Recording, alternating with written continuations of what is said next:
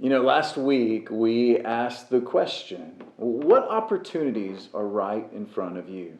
What is in front of us that we have the chance to respond? Maybe it's a relationship to mend. Maybe it's a dream to pursue, or maybe there's some financial opportunities that we can leverage to help get ahead, or maybe to help make ends meet. Well, it wasn't but a couple of days later that the stimulus checks began to roll in and be deposited into our accounts or be sent our way. And can I just tell you that I am incredibly honored to be your pastor? The very thing that drives why we do what we do was communicated in several text messages and phone calls. Is you asked, what can we do to help?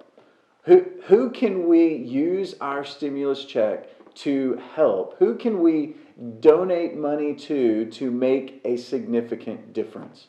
I love the reality that for many of you, you embodied the idea of being for our community, of really being for people, of answering the question, what does love require of me? And I want to let you know of a couple things. The first thing is this. Anytime it comes to finances, the best way that we can keep greed from taking hold, of taking root inside of our heart, is to be generous. And one of the ways that we can be generous today, especially in a time where there's hurdles, there's heartaches, there's forced PTO, there's furlough, there's people getting laid off, and hours being slashed significantly. One of the best ways that you can be generous is to use a percentage of your check to take care of those that are in your sphere of influence. Maybe it's a friend, maybe it's a family member, maybe it's a neighbor that you know have found themselves in difficult times. I think it would be incredible for you to ask, what can I do to help?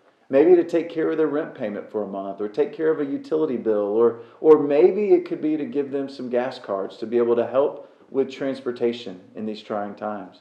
Beyond that, our Intersect partners, the community storehouse and the community table, the latter of which Jeff and Hannah have given their lives to be on the front lines and help. They are helping hunger insecurities. They're giving food away at an alarming rate because right now so many people are concerned as to where their next meal is going to come from.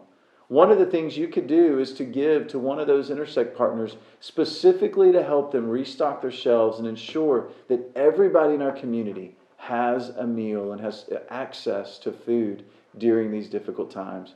I want to thank you.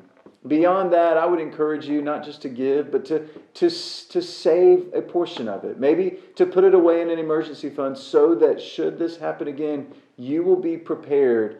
And maybe instead of spending it all on yourself, maybe one of the next steps for you is that you can pay off something you've already purchased.